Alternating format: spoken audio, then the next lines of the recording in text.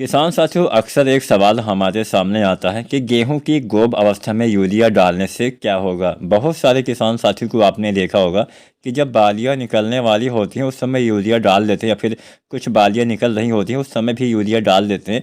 अब भला इस अवस्था में यूरिया डालने से हमें कोई फ़ायदा मिलता भी है या फिर हम केवल अपने पैसे की बर्बादी करते हैं? आज की वीडियो में हम यही जानकारी आपको देने वाले हैं।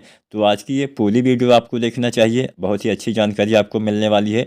और जो भी आपके मन में सवाल हो, जो भी आपके मन में सुझाव हो, तो आप कमेंट भी चाहें तो कर सकते हैं। चैनल को सब्सक्राइब नहीं किया है तो इंडियन एग्री हेल्प चैनल को आप सब्सक्राइब भी करिए। तो चलिए वीडियो स्टार्ट करते हैं। किसान साथियों, यूरिया अगर आप गबोट अवस्था में डालते हैं तो बस फ़ायदा आपको यही मिलता है कि आपके पौधे की लंबाई यानी हाइट ज़्यादा हो जाती है। एक फ़ायदा ये भी आपको मिल सकता है कि बालियाँ सभी जल्दी से निकल आएँ, एक समान निकल आएँ। लेकिन इसके नुकसान फ़ायदे से भी आपको ज़्यादा देखने को मिल जाते हैं।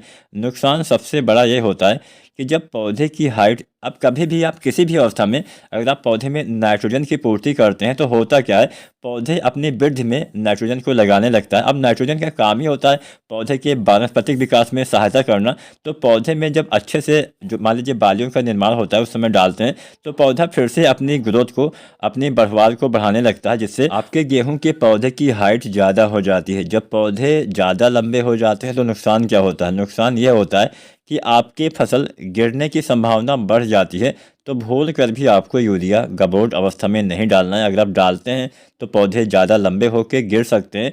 दूसरा नुकसान ये भी हो सकता है कि ज़्यादा यूरिया डालने से पौधे में बीमारी लगने का खतरा भी ज़्यादा बढ़ जाता है। तो यूरिया कब कब डालना चाहिए ये भी मैं आपको बता देता हूँ।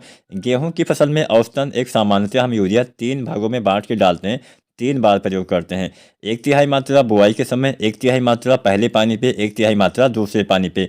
बुआई के समय भी आपको यूरिया डालना चाहिए, आपको फ़ायदा मिलता है। बहुत से किसान साथी नहीं डालते हैं। अब जहाँ पे बुआई के समय यूरिया डालने की सिफारिश ना की जाती हो, ऐसे भी बहुत से क्षेत्र हैं जहाँ पे थोड़ा सा सिंचाई की कम व्यवस्थाएं होती है, वहाँ पे बोला जाता है कि हाँ, हमें बुआई के समय यूरिया नहीं डालना चाहिए। तो केवल उन्हीं क्षेत्रों को छोड़ के जहाँ पे बुआई के समय यूरिया डालने की सिफारिश ना की गई हो, बाकी सभी जगह पे सिंचित क्षेत्र में आपको यूरिया बुआई के समय देना चाहिए। बुआई के समय यूरिया डालने से फ़ायदा मिलता है। अब जैसा कि मैंने बोला 1/3 मात्रा, यानी आपको गेहूं की फसल में 2.5 बैग से लेके 3 बैग यूरिया देना होता है।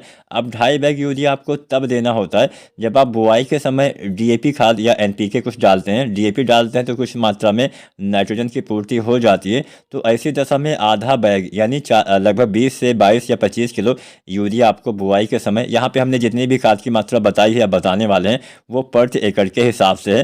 तो यहाँ पे बुआई के समय डीएपी डालते हैं तो यूरिया 20 से 22 या 25 किलो तक आप बुआई के समय इस्तेमाल कर सकते हैं। डीएपी के साथ में डीएपी 55 किलो के आसपास, यूरिया 20-22 किलो, पोटास 25 से 30 किलो आप इस्तेमाल कर सकते हैं बुआई के समय। अब इसके बाद में पहले पानी पे, अगर आपने बुआई के समय डीएपी या एनपीके नहीं डाला है, अगर आपने एसएसपी यानी सिंगल सुपर फास्फेट का इस्तेमाल किया है, तो ऐसी दशा में यूरिया आपको 1 बैग यानी 40 से 45 किलो यूरिया आपको बुआई के समय इस्तेमाल करना पड़ेगा। इसके बाद में पहले पानी पे जब आप यूरिया डालते हैं तो वहाँ पे भी 1 बैग यानी 40-45 किलो यूरिया आपको डालना होता है। और ऐसे ही हम दूसरे पानी यानी दूसरा सिंचाई जब हम करते हैं, दूसरा सिंचाई 40-45 दिन के आसपास करते हैं, तो उसके बाद भी यूरिया 40 से 45 किलो प्रति एकड़ के हिसाब से आपको डालना होता है। अब यहाँ पे ऐसी हमारी बहुत सारी वैरायटियाँ होती हैं जो थोड़ा अधिक उत्पादन देती हैं। जैसे कोई डीबीडब्ल्यू वाली कोई अगेती वैरायटी होती है जिसकी आपने अक्टूबर के महीने में बुआई की हो या फिर नवंबर के प्रथम सप्ताह में आपने बुआई की हो, तो उन वैरायटियों में खासकर डीबीडब्ल्यू वाली या फिर कुछ WH वाली भी वैरायटियाँ होती हैं। तो कुल मिला के जो अधिक उत्पादन देती है उसमें हमें थोड़ी खादों की मात्रा ज़्यादा देना पड़ता है, तो उसमें यूरिया भी हमें ज़्यादा मात्रा में उपयोग करना पड़ता है। तो ऐसी दशा में पहले और दूसरे पानी पे जो आप यूरिया डालते हैं वो आप 10-15 किलो बढ़ा के भी इस्तेमाल कर सकते हैं। खासकर उसमें सिफारिश भी की जाती है कि उसमें एनपीके यानी नाइट्रोजन, फास्फोरस, पोटास, ये तीनों चीज़ें ज़्यादा देना होता है। तो आप डीएपी जो डालते हैं बुआई के समय वो भी आप 10-12-15 किलो बढ़ा सकते हैं। पोटास भी आप लगभग 5 से 10 किलो बढ़ा सकते हैं। और यूरिया भी आप उसमें थोड़ा सा बढ़ा के इस्तेमाल करेंगे तो फ़ायदा मिलता है। तो यहाँ पे उम्मीद है आज की वीडियो में कम से कम यूरिया खाद के बारे में आपको अच्छे से पता चल गया होगा। यूरिया जितना भी डालना है बुआई के 50 या 55 दिन के अंदर ही प्रयोग कर देना है। इसके बाद कोई भी खाद, यूरिया ही नहीं कोई भी खाद हम मिट्टी में इस्तेमाल नहीं करेंगे। जो कुछ भी हम डालेंगे उसका हम स्प्रे विधि से प्रयोग करेंगे। उम्मीद है आज की जानकारी, आज की वीडियो आपको पसंद जरूर आई होगी।